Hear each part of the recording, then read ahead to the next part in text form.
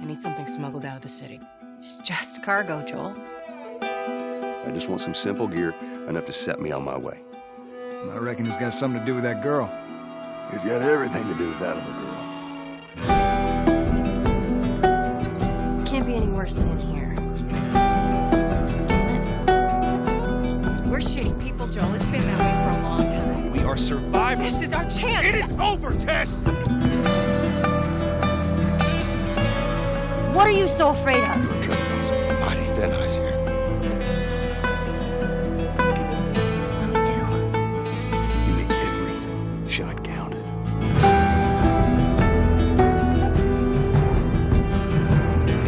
You see, I believe everything happens for a reason. We don't have to do this. You know that, right? After all we've been through, everything that I've done.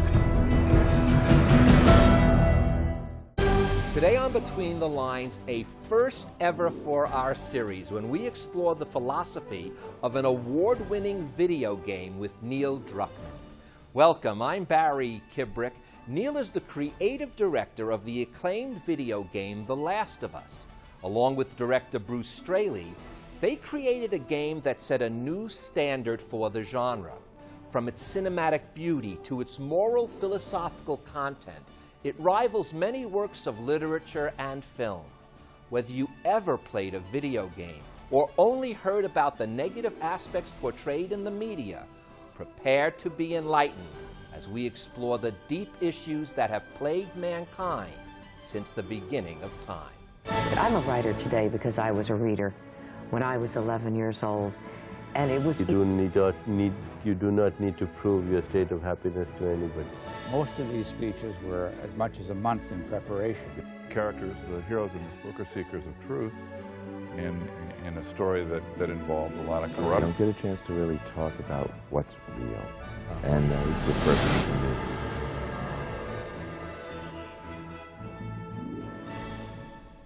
Neil, welcome to the show. This is a first for Between the Lines. We have never done a video game before, but my son said to me, "Dad, this is one you must do." It was that simple. He said it follows your philosophical take. Thank you. It's a pleasure to be here. We'll see how much we can discuss and get into that. Well, we're going to, because I always offer, even though my viewers know, I am going to discuss strictly the philosophical, moral, all the issues that have faced mankind throughout history. I'm going to bring up because this game has elements of it that one could talk about that way. But since it's fictional, would you like to give a little brief something about what it's about? Or if you're not, I'd be happy to. I mean, I could just say at its core, it's ultimately it's a love story between a father and a daughter, and the kind of very human journey that they go on. And it's surrounded, right, by this horrible infection that has kind of devastated mankind. But it's at its core, the thing that we kept coming back to is that relationship, that bond between these two characters. And also, it's not only the bond between those two characters, but it is a sense, the struggle, as my son Eli said, it's the struggle of humanity and its ability to struggle and survive. Yeah, one of the things that Bruce Straley, the game director, and I like what we call the B story of this. Like the A story is Joel and Ellie and kind of their struggles and their arcs. But the B stories we wanted to explore is like once society collapses, once kind of the government, the rules that we know, the conveniences that we know are gone, what's left of mankind? And we kind of, as these two characters go on this journey, every place they stop, we kind of explore a different faction and how they deal now with the lack of supplies or the threat of the infection or the infected or the threat of other humans.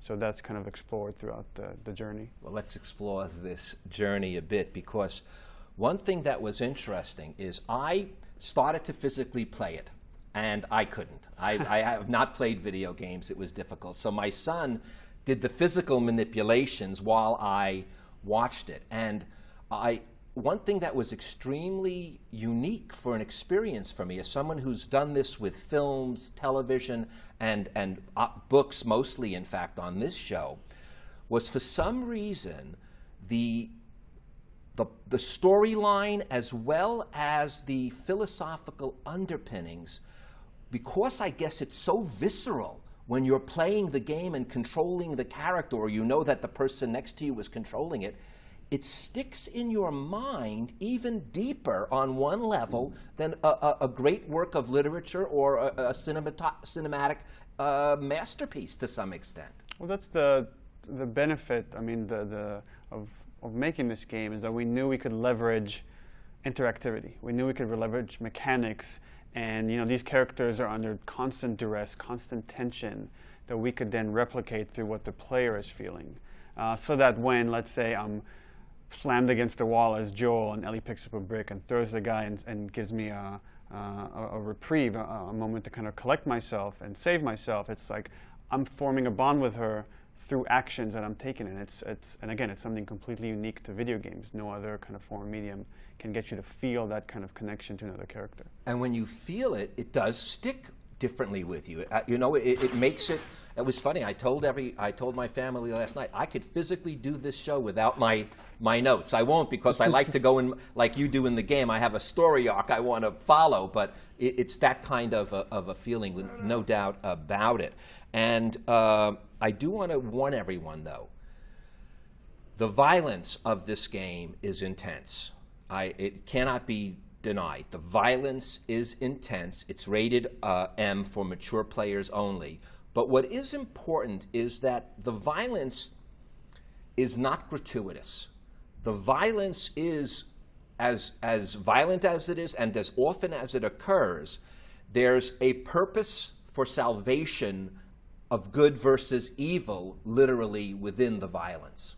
I mean, one thing we were kind of striving for, and we would say this as we're working on the game, is never make it gratuitous, never make it over the top just as a reward for the player.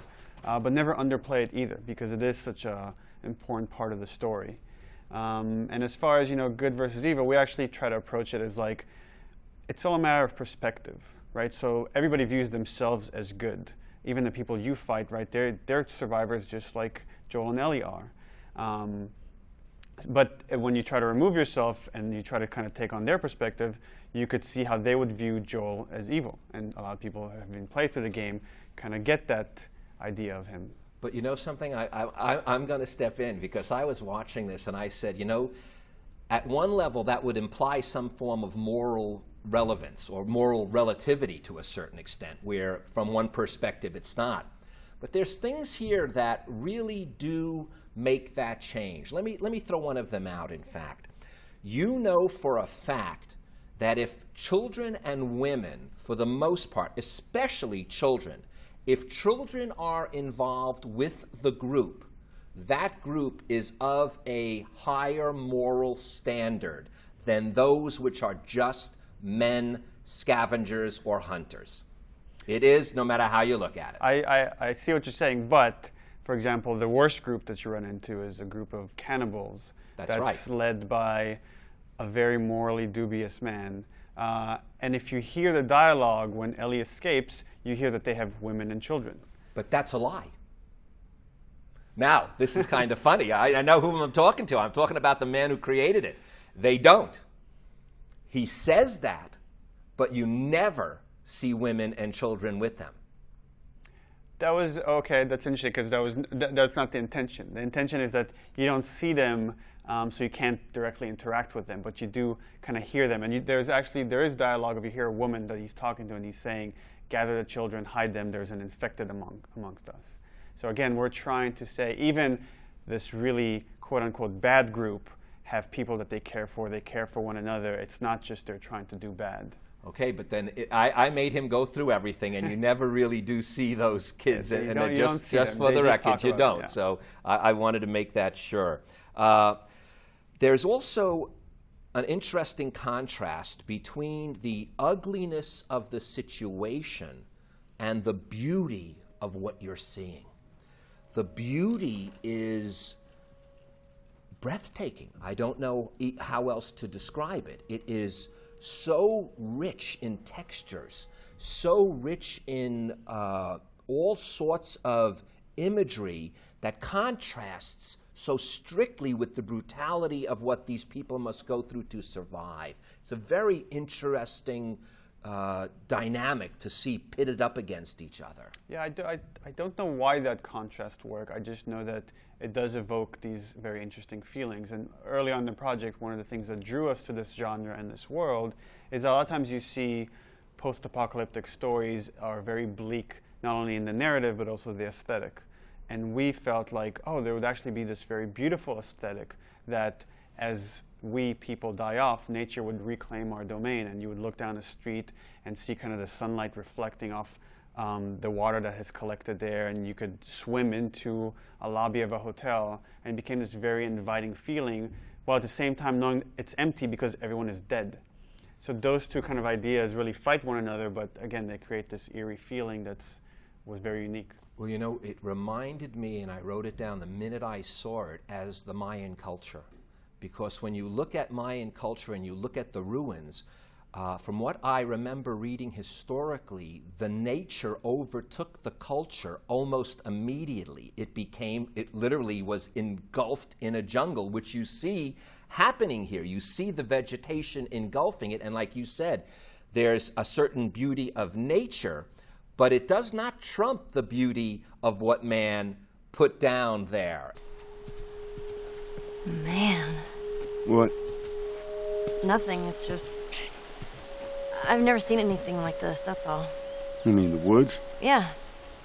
Never walked through the woods. It's kind of cool.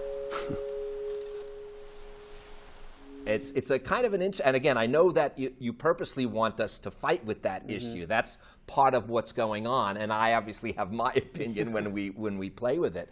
But it is this destruction of mankind that no matter what is not that beautiful. No matter how much the trees are growing over it, no matter how much, it's a horrible thing, and it's important for people to realize that distinction. We are here to somewhat, without getting even religious, we're placed here to do what we do, and what we do is build and design and make and create, and nature grows. Well, it's interesting also those two ideas kind of are reflected back at the two main characters. So you have Joel, someone who's lived in our world, that when he does go down the street, all he sees is death. And you have someone like Ellie that was born after this outbreak, and she goes down the street and she just sees the beauty. And again, they have this very different perspective, one because of age, but also because of the very different lives that they have lived.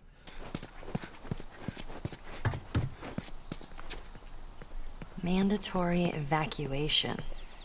Evacuate to where? Where do you think? Quarantine zone. See, some places got a heads up before the infection showed up. Most didn't.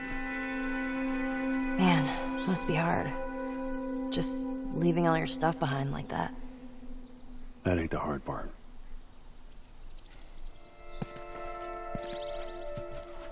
This place is very quaint. Quaint? Well, I don't know. I mean, how would you describe it? Empty. Yeah, that would be another way. The ultimate thing about this game is when it is over, and I'm not going to give any spoilers because I'm not going to say what happens, but when it is over, it forces you to ponder a number of questions. That is built into the game. You cannot help but begin to think in your mind about this scenario. And one of the things that stuck in my mind so deeply is the question, I guess, from the beginning of mankind. What are you willing to sacrifice? And would that sacrifice be the right thing to do?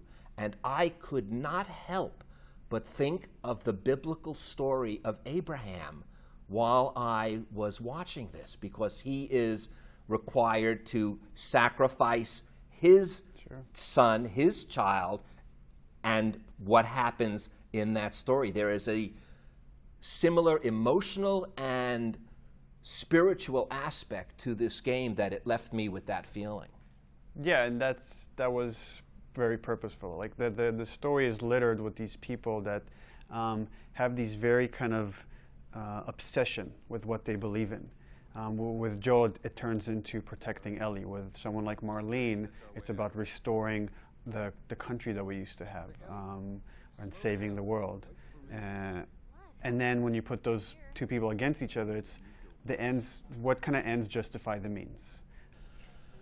I want to take some of the words themselves out a little bit and play with it. And Tess is one of the characters that almost starts off the game to some extent, lets you know what's, sets everything in motion. And her words, I just do it as far as it needs to go. And there's a tremendous aspect that never giving up. It plays through on a number of levels and with a number of characters, some you don't even ever see.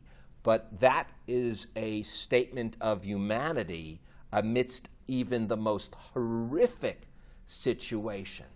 Well, for Tess, and I guess a lot of these other characters, once they find the thing that they truly believe in, the thing that they're willing to sacrifice so much for, they're willing to go to any length to get there. And for Tess, when she hears that Ellie might be immune, it becomes this moment of redemption for her. All of a sudden, she looks at her life and realizes, oh my God, I've done all these horrible things. If I do this one thing right, maybe I can be forgiven for that. And she tries to get Joel to that same state.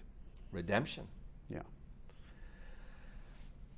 Another thing about survival that you bring in here, and it comes again out of the mouths of Babe from Ellie, and that is humor. In order to survive something completely horrific, there has to be, even amidst that, humor. Yeah, when we were working on the game, it was always pretty bleak and pretty dark, and Bruce would remind me of that constantly, and he would say, it's too much. It's like 15 hours of that is too much. And he was right in that, as humans, even in the worst conditions, humor comes out. That's the one thing that kind of keeps us human, is we try to kind of make something normal even when it's not. But you took it even a step further, because and since you said that it's okay to spoil things, when you open up Ellie's backpack, the young girl, there's the classic little knife that's in there and a few other things that one would have for survival. But what it's filled with mostly are these joke books, filled with puns, some she doesn't even understand. And as I said, I always kind of, whenever I go through something, in any film or any book, if there's a list of things, like in this case a list of jokes, so to speak, I always think the first one's sort of the one that is going to hit home with me the most. And in this case it does. It's a little pun. She opens it up, and I have to be careful because I'm almost positive it's the first one because my son claims it is, and he's played the game 6 times. But I understand I was discussing it with someone else, and they didn't even get to this part of it and know this, so it's kind of interesting. But hers is, and this is the exact line, and it's a pun, it doesn't matter how much you push the envelope, it'll still be stationary.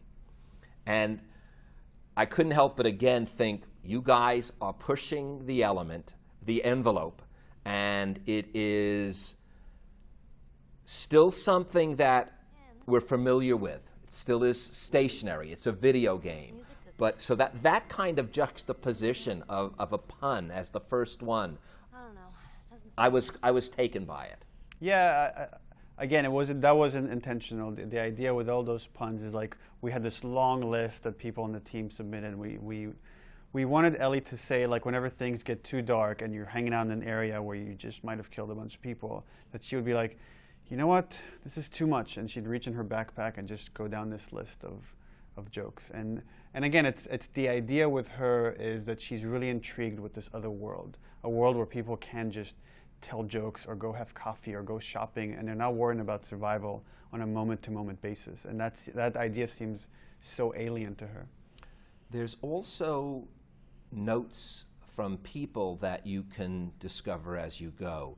And one of them is from Ish, and there's no doubt that had to be a play off of Ishmael and Moby Dick, because he's at sea And don't tell me that's just a coincidence. Well, but he's at sea, am I correct? Yes. And he comes back, and his name is Ish. So tell me that one. Go ahead. And then I'll tell you the note. So there's this book, I think it's from the 50s, I'm not sure. It's called Earth Abides. It's one of like the earliest post-apocalyptic books. And the protagonist there is called Ishmael as well. And it's called Ish for short.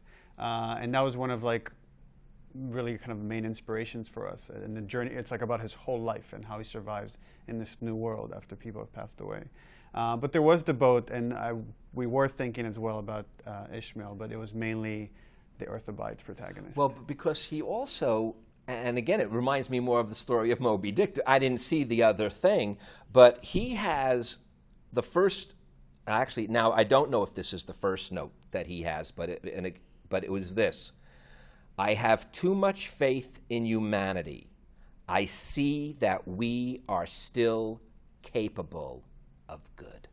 And no matter how you want to view this, no matter how ambiguous you leave the ending, you can't help but feel that come out of this game. Yeah. And we try to infuse that with every group, even the horrible hunters, right, that do things. The idea was, in past games, when we were making enemies that you fight, we're like, how do we make them bad? We want to make it very clear that the people you're killing are bad to make you feel okay with it.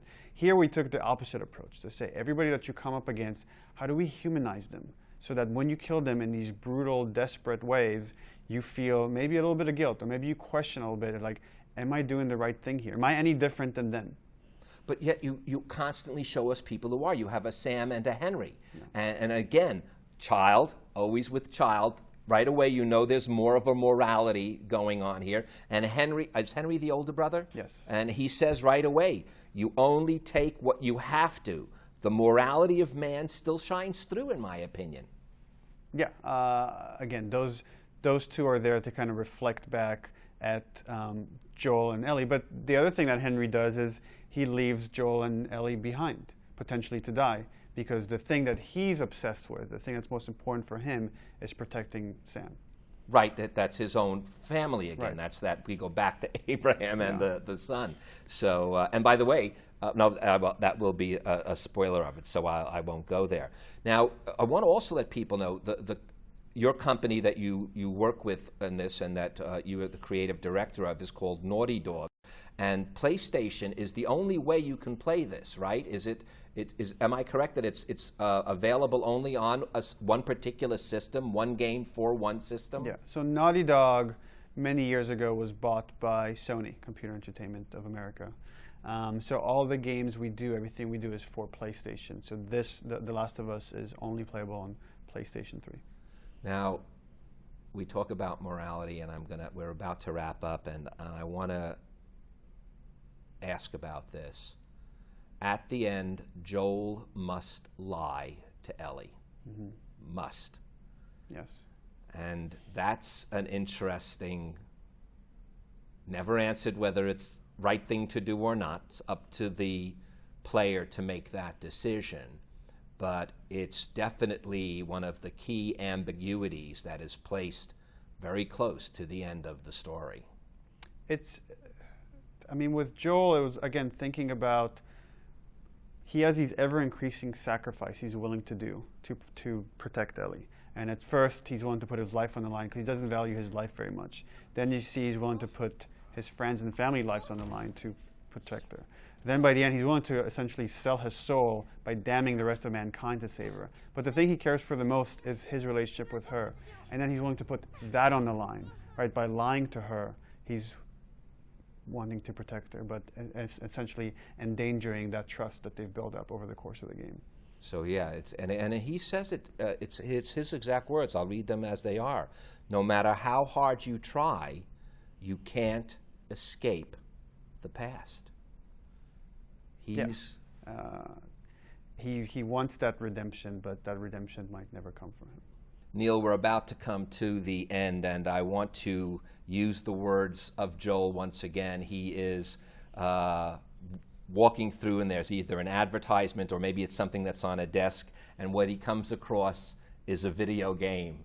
and he says this: "I was never a big fan of these things." And I thought that was a beautiful tongue-in-cheek way of ending it. And I want to thank you, Neil, for enlightening us that these games, when done right, can have a much different effect than a lot of the media makes it seem they do. Yeah, our medium is still so young, and we're figuring out the language and how we can tell stories using interactivity, and we feel like there's so much more we can still do. I think there is, and I am so grateful, Neil, that you shared that with us today. And thank you guys for joining us. Now, before Neil leaves, I'd like to leave you with these few more words from The Last of Us. You must remember that life is worth living. Find your purpose and fight for it. I'm Barry Kibrick. Life is a constant struggle, and between all its ups and downs, you will find your purpose, and it is worth fighting for. Thank you, Neil, so much. Thanks, Barry. My pleasure. Closed captioning for Between the Lines with Barry Kibrick is made possible by your generous contributions to KLCS Education Foundation. Thank you for your support. Please visit us at klcs.org/BTL if you would like to contact Barry or watch an episode of our show online. And go to barrykibrickblogs.com to go further between the lines and read Barry's posts.